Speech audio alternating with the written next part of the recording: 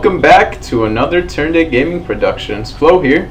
And I'm hoTspur, and we're going to be casting the third match, the rubber match, between Mouz.Morrow and FnaticMSI.Rain. The what match? The rubber match? The rubber match. It's, you know, in a best of three, it's tied up 1-1. The third match is a rubber match. Oh, you learn something new every day, yeah. It's been a pretty hotly contested series, and over here we have FnaticMSI.Rain as the Japanese Laurel Green Terran in the 7 o'clock position, and Mouz.Morrow as the fiery Firebird Red Zerg in the 2 o'clock position. Wasn't it Thunderbird? It was I'm pretty sure it was Thunderbird Red. Thunderbird. Well, in red, do you think Red Fire, Firebird, also a car? Yeah, man. You know, one day I'm gonna perfect a Street Fighter voice guy and be like, Mouz.Morrow! You know, and we can introduce them like that, you know? So we can have like GSL production quality. Have you seen the new ones they have so far? No. The new ones are amazing. They have like a voice for each race, where like they have like the overmind kind of voice for Zerg. Like, oh, sick, man. And then like they have like an intercom voice for Terrans, like, I am Mr. But it's like, it sounds like it's coming over an intercom. Maybe for Protoss? No, for Terran.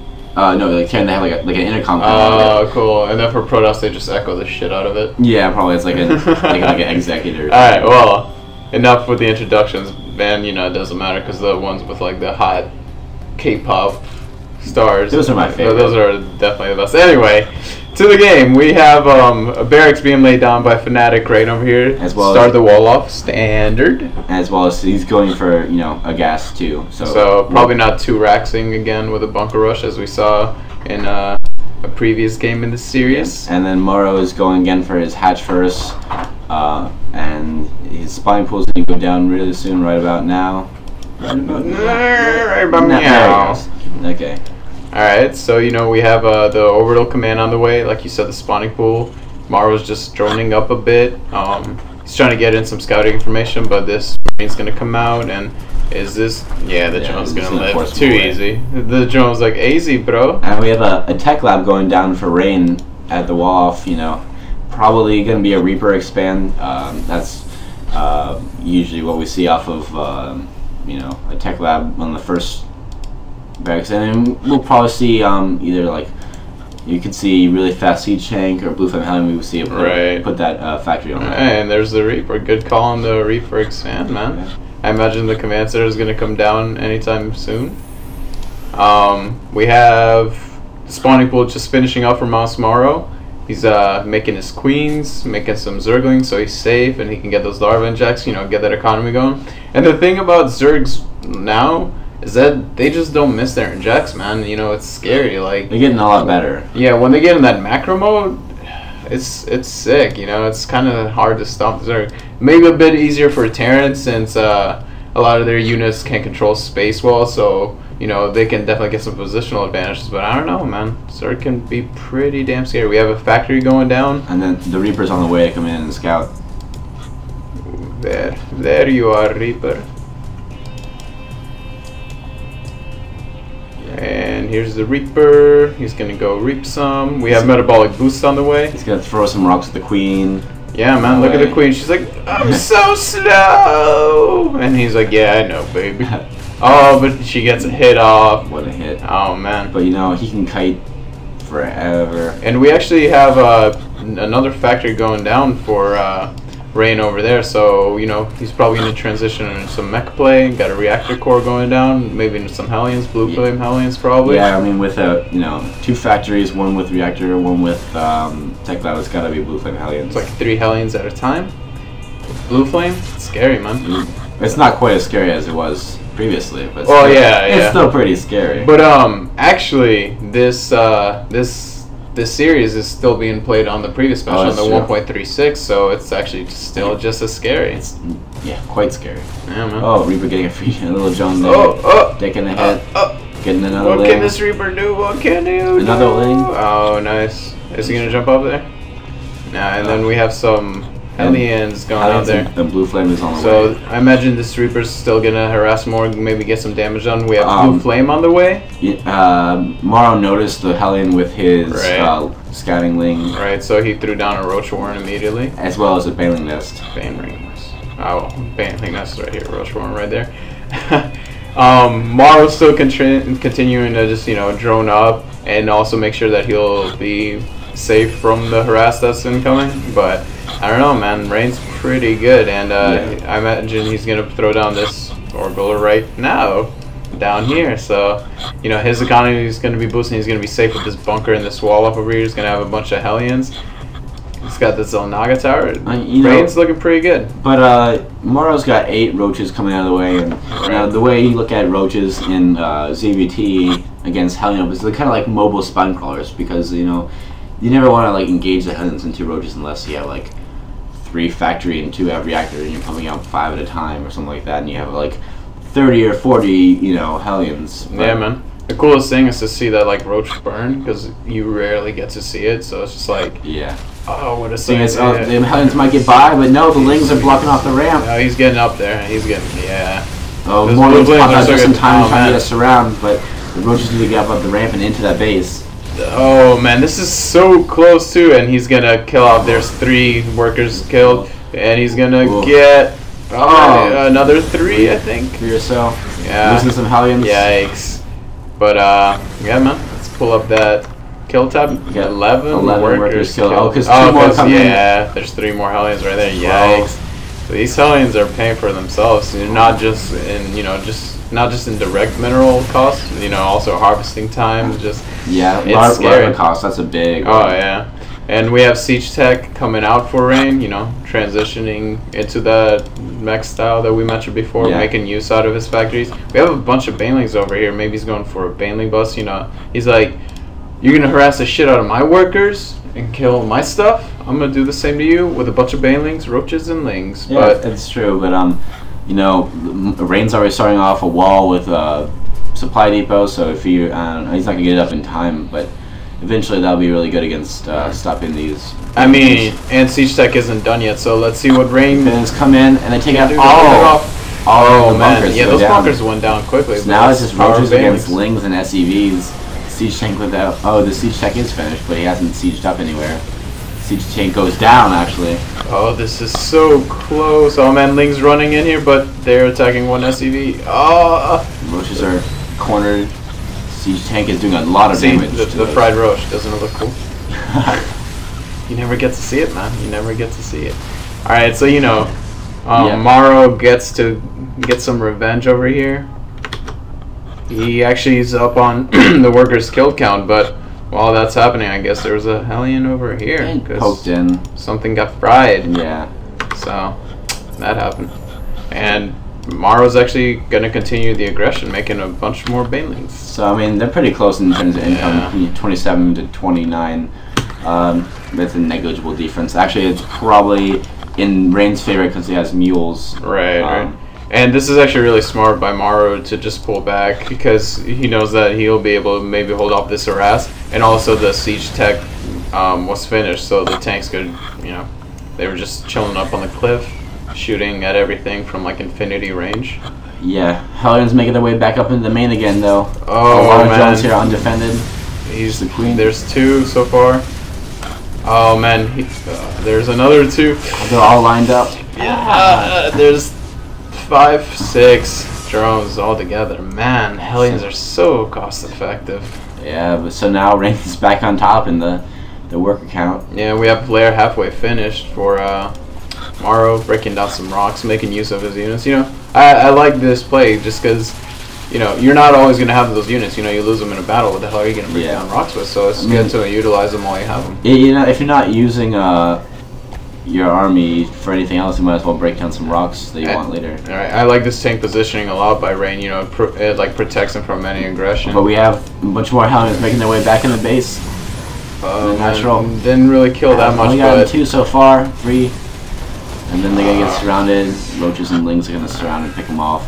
Yeah, it's still annoying just because you lose so much harvesting time. You gotta put your drones back on the, you know, gases. Yeah, it's just, I mean, it's not really that big a deal, but it's a minor nuisance, and over time it builds up, and it's just like, God, Hellions. But we have 9 drones out of the way, so it's definitely remaking. And we have Rain starting another command center, which this map is really good for Terran just because this gold, you can make it into a planetary fortress, and it's so hard as other races because you start out with siege tanks and where you're gonna come from and attack it. And you know, you can control this watchtower and then put some siege tanks right there, and it's like, oh, what?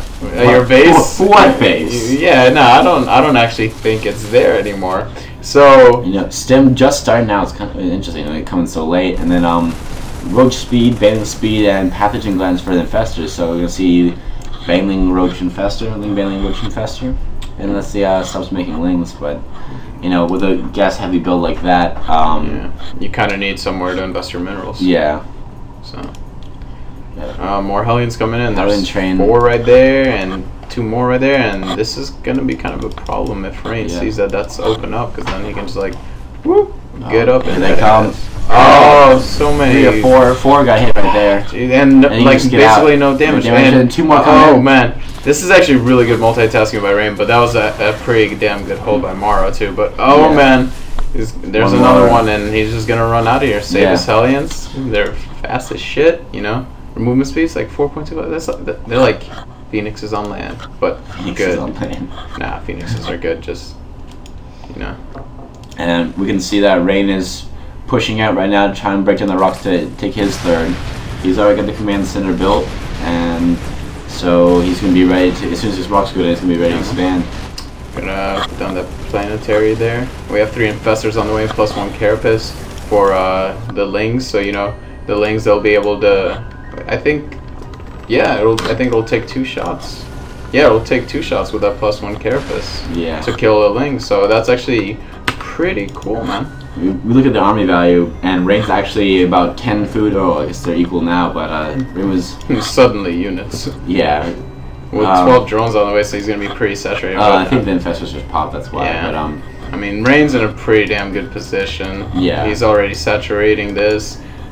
He's got +1 on the way, and combat shield's almost finished. Those Marines are going to be even stronger. Yeah, he's got a star part working too. He's going to get his medevacs out. Now he's got stim. He needs to use stim for his medevacs. But he's going to need stim for his medevacs. Stims for his Marines rather. And then we can see a huge push. You know, there's roaches coming in the back, but a huge push. At the same time, siege tanks. So, like we were saying before, this base, it's not actually there. It's worth it. And you know, Rain's got a really big macro lead right now, just because he's mining off of 3 bases, as opposed to, I mean, okay, 2.5 bases, but you know, Morrow's got maybe 1.75. Right, and I mean, this is actually smart play by Morrow to preemptively replace the base. Oh, he loses Infestor. He's getting Neural Parasite, which I guess could be useful, and Roach is coming in trying to focus down this bunker, but the SCVs are repairing everything. Oh man, the bunker's gonna live. Tanks are. If he had gotten one more fungal off with those infestors, so many SCVs could have died right there. Look at all of them in the red. Or maybe even populate a bunch of infested Terrans, since you know they're right there. They're like free Marines basically. Yeah. And the Marines versus Marines. Marines win. It's true. And, you know, Rain is methodically just pushing up here, gonna try and take out this base. And this siege line is just so hard to break, because there's 2 tanks, you break them, then there's 2 more behind them, and you break them, but then there's 4 more behind them, so it's scary, man. Yeah, not only are they, you know, like after the first set, there's 2 more behind them, but there are 2 more behind them up a ramp on a cliff. Oh, and, you know, Morrow just kind of killed 5 SCVs, but lost quite a few the infestors are there. Oh, and he loses both of them. That was a really nice move by Rain, though, to focus on the infestors and attack the roaches. And this base had lost too. So, you know, we were saying this base is not there, but neither is this one anymore. But that was actually kind of bad for, well, no, he doesn't even really lose anything. So we got a macro hatch going down because he needs to produce some units, but I don't know, man. Yeah, he's got a lot of money. He's really having a hard time spending all his money. He's low on gas. He can't get any gas. He's got a bunch of roaches and a couple of infestors. He's gonna push in towards his third of Rain, and see if he can do some damage. He's gotta do something to equalize the macro. Yeah, but with all these Marines, the siege tanks, the planetary forces, there's just this is infestors going down to the siege tanks. See, and he just kind of loses everything. Morrow GG's. I don't know, man. It was just very solid, safe, standard play by Rain, and it won him the game. And I mean, ultimately, that's kind of how you win. He did a lot of harassment. That's the thing. He did a lot of economic damage. Yeah. Where it was forced to make a lot of drones. He wasn't able to build a big army because he was spending a lot on drones and all his minerals on drones. So. Right. And his third was, I don't know. One might argue his third was kind of late, but that could be in part that. He lost all of his drones. He lost all of his drones. He didn't really. He didn't have money to really build a third. Well, I mean, now he has money, but then, this guy's like, but I have siege tanks, so your money doesn't actually count. Yeah. Sorry about that. Alright. Well, that's the conclusion to the series between FnaticMSI.Rain, FnaticMSI.Rain, and Mouz.Morrow. Yep. Thanks for watching. Subscribe, like, comment, do everything. It really helps out. It really helps out. Leave us a message, Yeah. Tell your friends. Yes. Tell your wife. Yeah. Hide your kids. What about your wives? Should you hide them? Yes, hide them. Alright, well, it's been scientifically proven the best place to hide your kids and wives is actually in front of a game cast by Turn Day Gaming. That's true. It's science. Yeah. Yeah, there you go. See, I actually observed this earlier. Yeah. I had a friend, he was hiding his kids and his wives. They were watching a cast. And his wives? There's plural wives? He's Mormon. Oh, okay. Don't judge him. Alright. And, nothing happened to them. Well, I mean, I guess if it's effective. They got a good laugh. That's good. Alright. Alright. We'll see you guys next time. Alright, thanks. Bye.